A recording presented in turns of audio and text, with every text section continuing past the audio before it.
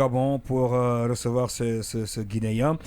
Alassane Kourouma, qui est candidat à la présidence donc, du Conseil des Guinéens du Gabon, et qui malheureusement son téléphone il ne le décroche pas. On va évoluer tout de même et ce sujet qu'on devrait débattre, mais le temps n'est pas galant. Il s'agit de ce retrait de l'organisation de la CAN 2025 à la Guinée par la CAF, malgré cela, les missions et travaux d'identification et de terrassement des sites devant abriter les stades donc se poursuivent. Comment expliquer cet état de fait? Quelle va être la nouvelle feuille de route du ministère des Sports et de la Jeunesse à ce sujet pour convaincre les dirigeants de la plus grande instance du football africain? Et quel est l'état des lieux du sport en Guinée de façon générale et particulièrement du football? Pour en savoir aujourd'hui même d'ailleurs, ça sera le passage du ministre des Sports et de la Jeunesse, l'ancien Béa Diallo, qui va expliquer le tout dans l'émission. On fait le point, une émission qu'on connaît très bien d'ailleurs. Sékou Keita pour l'avoir modéré 4 fois. Ceci dit, on va se tourner vers notre invité du jour. Lui, c'est Francis Pépé, Francis Abba, il est le président de l'UGDD,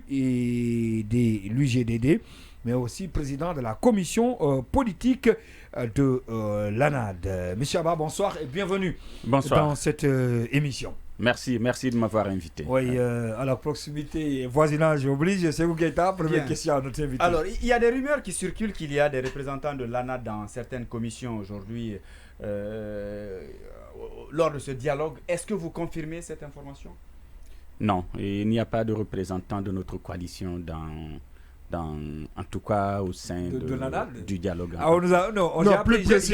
Plus précisément, il s'agirait qui prend même des primes. Il s'agirait non pas direct, il s'agirait d'une structure de jeunes, si j'avais bien compris celui qui l'avait, d'une structure de jeunes de ces partis. Non, je pense ils sont certainement en train de confondre. Il y a probablement des structures de jeunes au niveau national, et au niveau desquelles tous les partis politiques ont leurs représentants. Exactement. Voilà, et ça pourrait être quelque chose comme ça. Mais l'ANAD en tant que coalition politique. Mais est-ce que si cette structure de jeunesse, par exemple, qui intègre plusieurs partis, dont certainement certains qui sont à l'intérieur de l'ANAD, arrivent à participer, est-ce que vous allez les exclure? Est-ce que vous allez demander... Pas du tout. Ces structures de jeunesse-là sont indépendantes, autonomes. Absolument. Ils décident de la façon dont ils peuvent contribuer, n'est-ce pas, au débat politique national et à l'avancement de notre pays, indépendamment de leur état-major. Nous leur avons donné ces pouvoirs-là. Je pense que... Alors, vous êtes resté droit dans vos bottes. Vous avez décidé de bouder ce dialogue tant que vos exigences ne sont pas prises en compte. Mais le Premier ministre avait rassuré avec les facilitatrices que les démarches allaient être menées pour justement vous ramener autour de la table. Est-ce que depuis le démarrage de ce dialogue, est-ce qu'on est venu vers vous? Est-ce qu'il y a eu d'autres démarches? Est-ce que les lignes ont bougé ou tout au moins c'est le statu quo? On va dire nous avons effectué plusieurs rencontres, notamment avec les partenaires techniques et financiers et qui ont sollicité nous rencontrer. Nous aussi, nous avons sollicité rencontrer certains. Nous leur avons naturellement égrené toutes nos préoccupations, le document que nous avions transmis au Premier ministre. Et nous leur avions dit que de toutes les façons que nous sommes les demandeurs, c'est-à-dire nous sommes les principaux demandeurs du dialogue qui vient de commencer. Et notre souhait serait de participer. Donc nous attendons donc que le CNRD et son gouvernement... Comment vous pouvez être principaux demandeurs et pratiquer la politique de la chaise vide? Non, ce n'est pas la politique de la chaise vide que nous pratiquons. Et nous avons des ambitions pour notre pays, nous aimons notre pays. C'est d'ailleurs pourquoi nous sommes critiques. Si la gouvernance n'est pas de notre goût. Maintenant, vous vous souvenez, notamment l'ANAD, le Quatuor, à l'époque, était Et puis, il y avait aussi le FNDC en tant que société civile, les forces sociales, pratiquement les principales forces qui ont exigé, n'est-ce pas, un dialogue national, qui ont dit que la transition doit être consensuelle, qu'il faut qu'on puisse parler autour de la table en tant que frères pour discuter, n'est-ce pas, des activités majeures pour le retour à l'ordre constitutionnel. Toutes ces mastodontes-là sont pratiquement absentes, n'est-ce pas, autour de ces dialogues-là. Donc, nous pensons donc que les conditions ne sont pas réunies et nous continuons à le faire, que nous voudrions participer au dialogue, mais c'est au CNRD naturellement et au Premier ministre de nous rassurer et conformément aux documents que nous leur avons transmis. C'est ce que nous attendons, mais les pourparlers sont en cours, effectivement, et ils avaient raison, puisque de toutes les façons, la qualité d'une démocratie, c'est aussi la force, n'est-ce pas, que nous avons de nous parler et de trouver des solutions. Et c'est ce que nous sommes en train de faire. Alors, M. Abba, vous n'y êtes pas.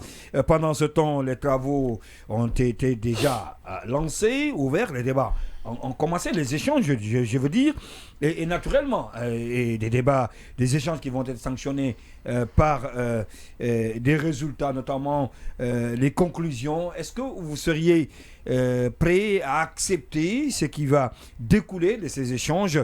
Quelle va être votre posture, en tout cas, après cela, vu que vous ne prenez pas part?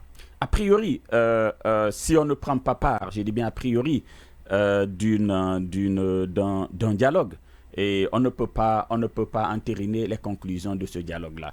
Mais bon, je suis en train de le dire comme ça, puisque nous ne sommes pas retrouvés pour en discuter. Mais si les conclusions qui découleront, n'est-ce pas, de ce dialogue-là et sont naturellement conformes à ce que nous voulons pour notre pays, à ce que nous voulons pour le retour à l'ordre constitutionnel, et que naturellement le calendrier, le chronogramme fixé par la CEDEAO sont contenus, qu'il y ait des garanties pour que naturellement nous puissions les suivre pas à pas jusqu'à l'organisation des élections. Pourquoi pas? Pourquoi ne pas regarder de façon objective et dire entre nous que ça c'est bon, ça c'est pas bon. Mais a priori, je ne vois pas pourquoi. Il faut pas accepter qu'on prenne après des décisions qu'on va appliquer sur vous concernant, prendre des décisions en votre absence qui seront appliquées sur vous-même. Si c'est de bonnes décisions, nous critiquons les décisions que nous pensons ne pas favoriser, n'est-ce pas, je vais dire l'émancipation de l'état de droit, l'instauration de la démocratie, qui sont quand même les piliers d'un développement du développement sociopolitique de notre pays. Mais si des décisions sont prises qui vont dans ce sens-là, notamment de bonnes décisions relatives à la Constitution, ne pas proposer, n'est-ce pas, au peuple de Guinée une Constitution complètement partiale, avec des limitations par-ci par-là qui pourraient créer de nouvelles crises dans notre pays. Nous allons le dénoncer, absolument. Si un code électoral aussi est soumis, n'est-ce pas, au CNT, et que ce code-là ne favorise pas, je veux dire, des élections libres, transparentes et des remontées des résultats directement des bureaux de vote vers la centralisation, nous allons nous y opposer. Et nous sommes des politiques, nous savons nous opposer de toute façon, nous savons nous exprimer. Voilà. Alors, si on reste dans la logique de ceux qui pensent aujourd'hui que le CNRD veut s'éterniser au pouvoir, est-ce que vous n'êtes pas en train de l'accompagner, de les aider dans ça, en boudant les rencontres, en restant à l'écart de certaines actions? Finalement, vous leur facilitez la tâche de gagner ou de perdre du temps, justement. Non, je pense que si le CNRD, n'est-ce pas, veut effectivement rendre le pouvoir comme ils l'ont déclaré, et quand ils ont pris le pouvoir, et je ne vois pas qu'est-ce qui pourrait les déranger, parce qu'ils ont les moyens de leur politique. C'est eux qui dirigent, on va dire, toute la manne financière de notre État. C'est eux qui ont la puissance publique. Ils ont les forces de défense et les forces de sécurité. Ils ont tout à leur disposition en pouvant leur permettre, n'est-ce pas, le retour à l'ordre constitutionnel. En tout cas, si tout est mis en place de façon à ce qu'il n'y ait même pas le semblant de dialogue qu'ils sont en train de faire, je ne vois pas pourquoi nous allons continuer à venir sur les plateaux critiquer ce qui n'est pas critiquable. Parce que nous, les hommes politiques, nous voulons aller sur le terrain, nous voulons redynamiser nos bases, nous voulons nous préparer, n'est-ce pas, pour les futures élections. C'est ça notre rôle. D'accord. Oui, Alpha, votre question. M. Abba, beaucoup d'observateurs pensent que le round d'observation que le CNRD l'a presque remporté. Ne parlez plus de manifestations, il n'y a plus de réunions. Et c'est comme si vous étiez en train de vous soumettre à la règle très tragique de l'interdiction totale de manifestation. Que répondez-vous à ces gens qui pensent que vraiment vous avez perdu la bataille? Je ne sais pas ce que les gens appellent perdre la bataille.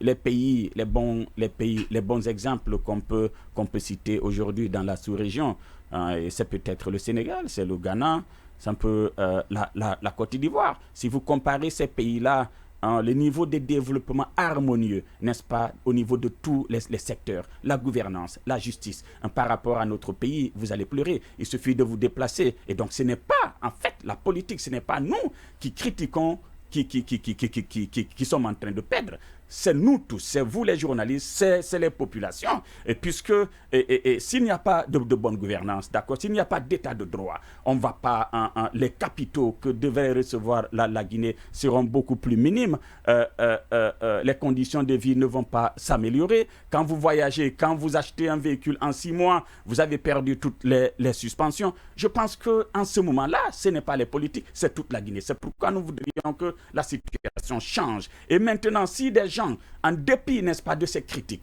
en dépit de la mobilisation que les uns et les autres font, par-ci, par-là, que ce soit à l'étranger, au niveau, en dépit du travail gigantesque que les journalistes, vous êtes en train de faire, s'ils pensent qu'il faut utiliser la puissance publique, il faut utiliser la force publique pour, n'est-ce pas, diriger un pays de façon unilatérale, s'ils pensent que le consensus n'est pas bon pour notre pays, eh bien, le résultat, c'est tout le monde. En tout cas, d'une façon générale, tous ces leaders-là, ils ont, si ce n'est pas qu'ils ont des ambitions nobles pour notre pays, ils sont au-dessus, complètement au-dessus du besoin. Nous constatons que le mouvement faiblit, le mouvement de résistance pas contre le CNRD, ça faiblit, puisque si vous remarquez la mais dernière parce que de Quatuor, on parle de Troïka, trio, et c'est pas celui que vous soyez deux. Son parti ne peut pas beaucoup changer les choses. Par contre, le dynamisme autour de la protestation contre le CNRD faiblit. Qu'est-ce qui justifie cela? Parce qu'apparemment tout est calme, le CNRD traîne son programme comme il veut, et on a